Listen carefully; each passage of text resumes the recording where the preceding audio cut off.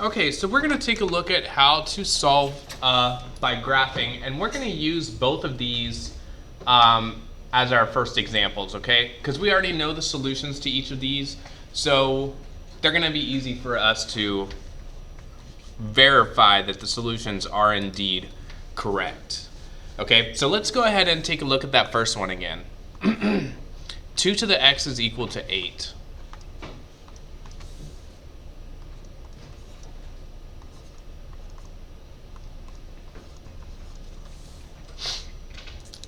Actually, let me get just a blank page on this PowerPoint.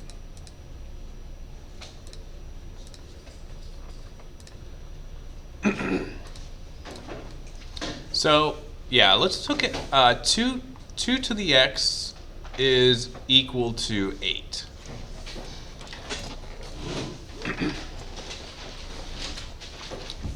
Okay, now let's say we don't know the solution to this, okay? We didn't figure it out. We don't know that it's 3. How can we solve this by using a graphing calculator? Well, the first thing that we're going to do is we're going to set up 2 functions. Okay, we're going to set up an f of x function, and we're going to set up a g of x function.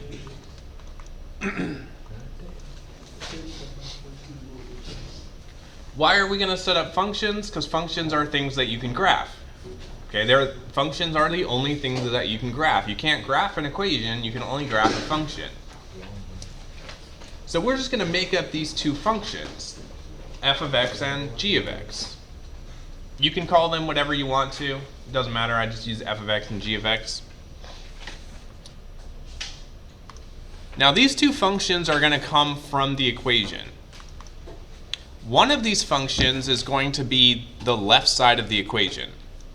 Okay, so for instance, f of x, this function is going to be 2 to the power x. The other function is just going to be the other side of the equation. So on the other side of the equation, we have 8, so g of x is going to be 8.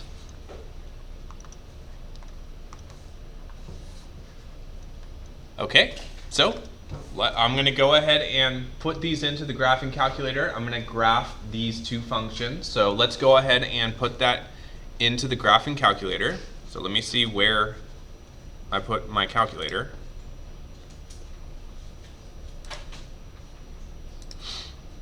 Here it is. So I'm going to put my f of x function. My f of x function was 2 to the power x. G of x function was 8. Okay, if you don't see both functions, make sure you zoom out until you see both functions.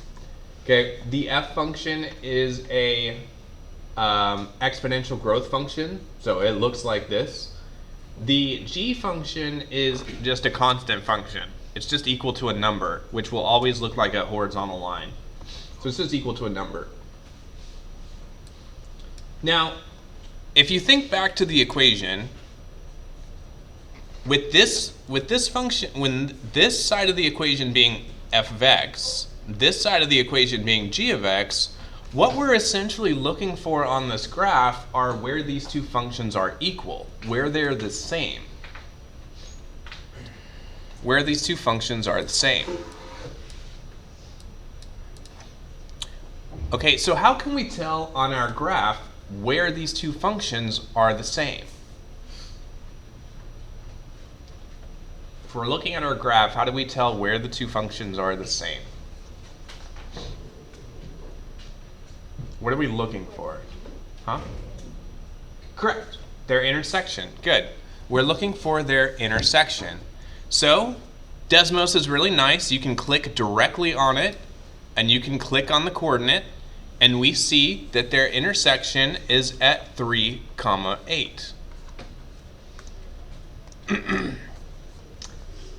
Now, how does knowing where they meet help us solve this equation right here?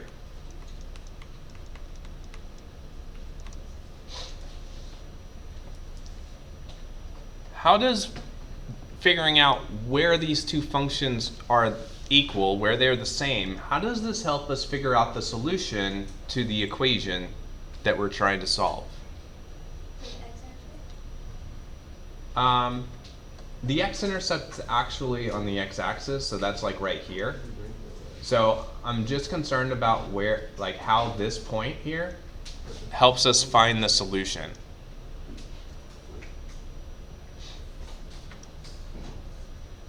So I think you might have the right idea, but maybe you just used the wrong word. So how does this point that's on both these lines, where both these functions are equal to each other, how does this help us figure out what the solution to this equation is?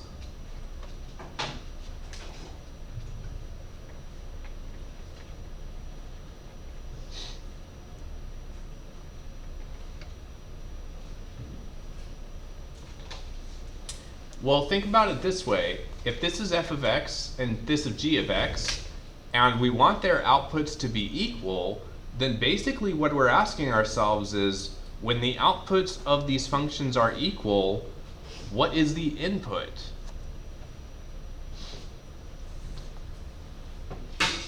So what about this ordered pair is going to tell me the input?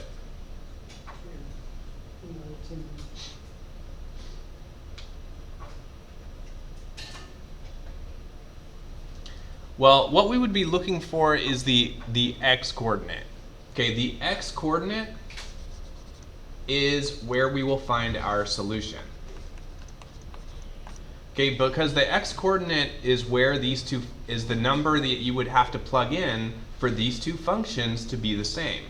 If you plug 3 into f of x and you plug 3 into g of x, they will be equal to each other. So we're looking for the input number, which in this case is 3. So their intersection, you're always looking for the x-coordinate. The x-coordinate will tell us what the solution is.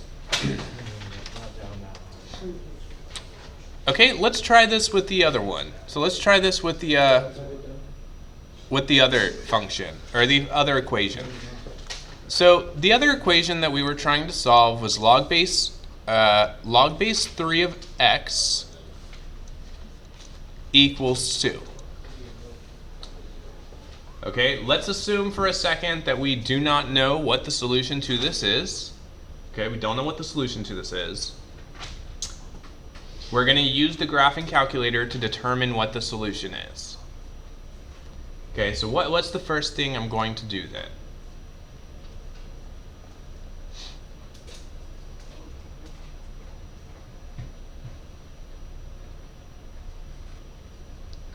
Well, first I have to set up some functions. I have to set up 2 functions so that I can find an intersection. Remember, we're looking for an intersection, so I'm going to have to set up 2 functions, f of x and g of x, so that I can graph these 2 functions. Okay, so what is going to be f of x? What should f of x be equal to?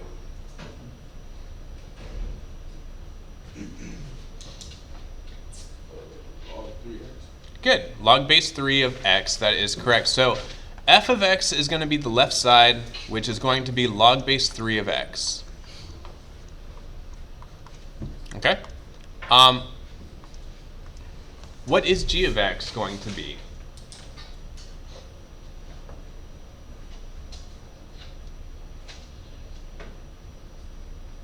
What should g of x be?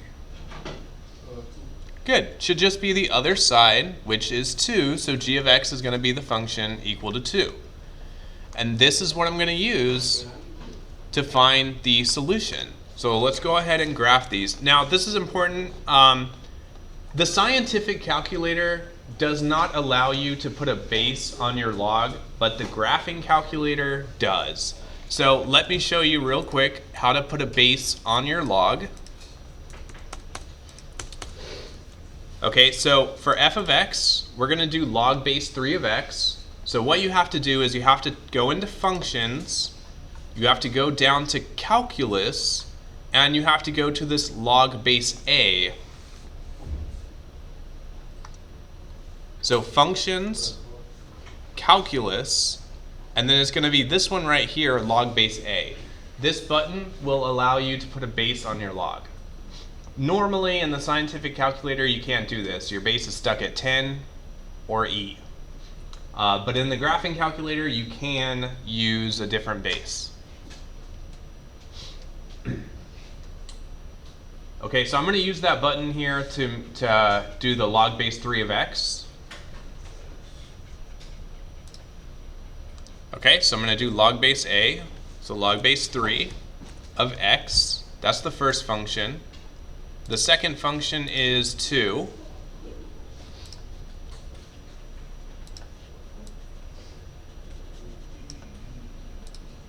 Okay, let's take a look at the graph here.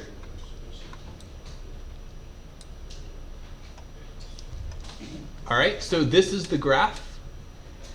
I'm looking for the intersection. So I just need to click on it.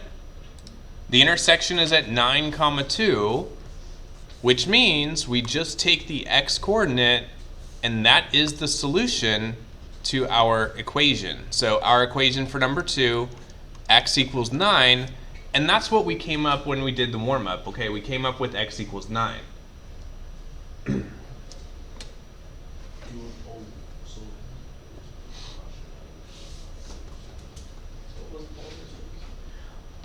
Okay, so that's great. We were able to verify the solutions that we already got when we did the warm-up, but let's look at some problems where we're not able to come up with the solutions on our own. Okay, so let's look at some other problems here.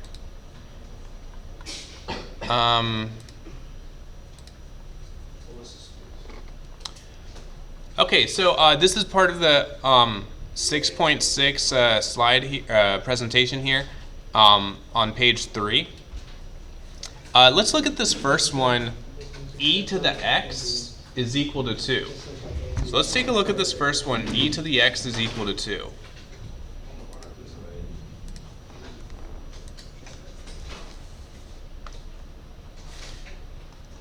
Okay, so e to the power x equal to 2.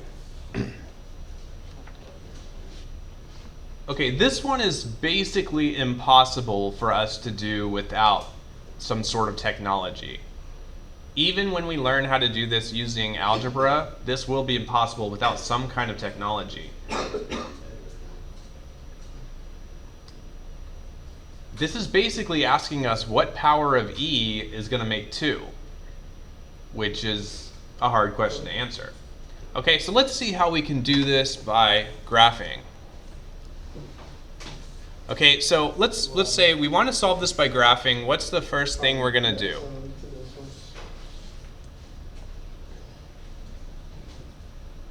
We want to solve this by graphing. It's the first thing we're going to do.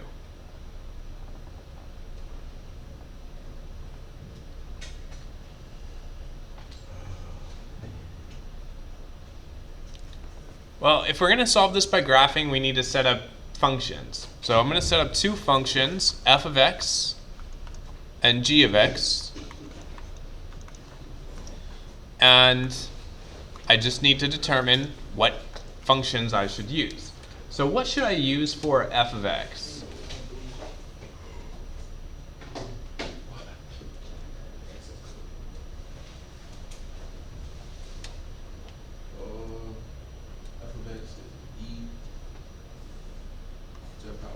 Good.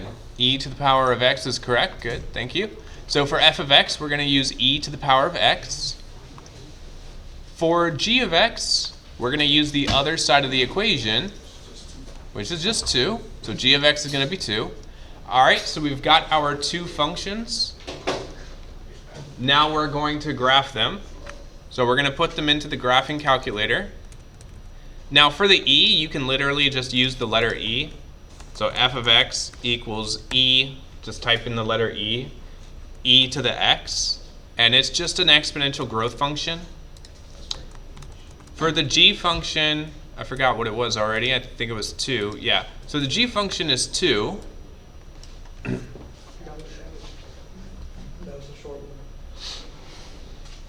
Okay, and so we're looking for where these 2 cross. That's going to tell us what the solution is. Okay, so let's go ahead and click on it. Okay, here's where they cross. So according to this intersection, what is the solution to the equation we started with? E to the x equals 2. What is the solution to that?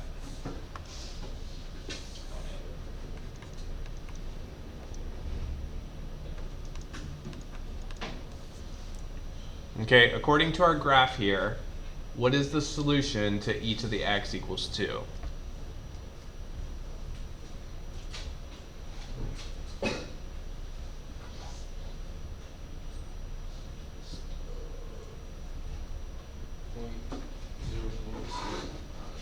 Good, thank you.